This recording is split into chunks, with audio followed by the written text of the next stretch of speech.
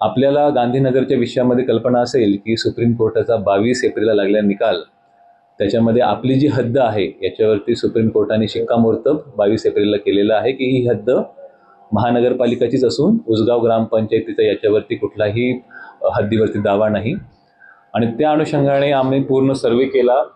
सर्वेमध्ये जवळपास जेवढ्याही आपल्याला प्रॉपर्टीज मिळाल्या त्या सर्वांना आपण शोकॉज नोटीस आपण काढलेल्या आहेत.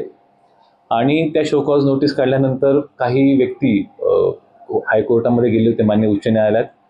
मान्य उच्च न्यायालयाने आपल्याला त्याच्यामध्ये एक SOP घालून दिलेली आहे, जी सुप्रीम कोर्टातले चीफ जस्टिस गवई सर असताना त्यांनी जी SOP दिली होती की तुम्ही अतिक्रमण पाडताना कुठल्या कुठल्या बाबींचं पालन केलं पाहिजे. त्या अनुषंगाने 25 आणि 26 मेला आपण सुनावणी ठेवलेल्या आहेत. सर्व मिळकतदारांना स्पीड पोस्टाने रजिस्टर नोटीस गेलेली आहे. त्याचं शूटिंग झालेलं आहे. नोटीस त्यांच्या प्रॉपर्टीवरती चिपकवण्यात आलेली आहे. जिल्हाधिकारी कार्यालयात त्या नोटीसचं ईमेल गेलेलं आहे.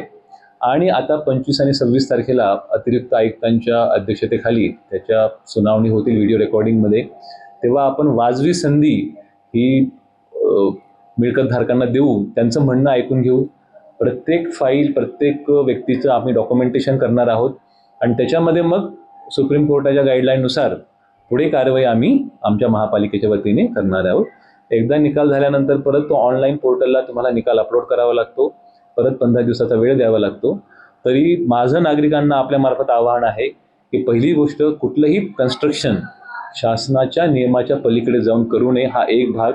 आणि दुसरा भाग, जर असं कन्स्ट्रक्शन आम्हाला सापडलं तर आम्ही त्याच्यावरती नियमानुसार कारवाई करणारच.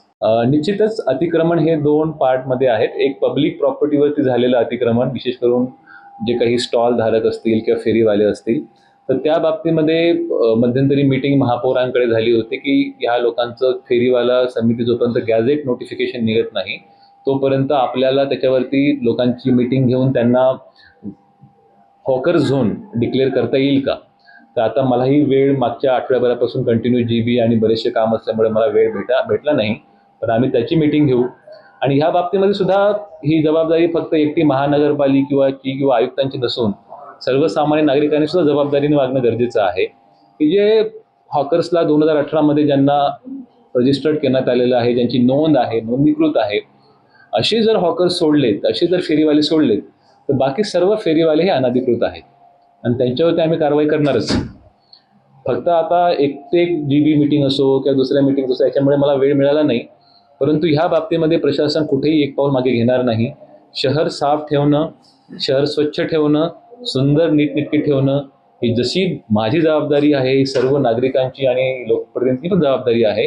आणि त्या कारवाईमध्ये मी कुठल्याही प्रकारचं प्रेशर किंवा दबाव सहन करणार नाही. I am going to make sure की आपलं शहर हे स्वच्छ आणि सुंदर राहील. फक्त मला येऊन सुद्धा 1.25 महिना झाला, बाकी बरेचसे डेव्हलपमेंटची कामं चालू आहेत. ह्या बाबतीमध्ये एक ठोस भूमिका मी स्वतः SP साहेबांशी बोललेलो आहे, जिल्हाधिकाऱ्यांशी बोललेलो आहे.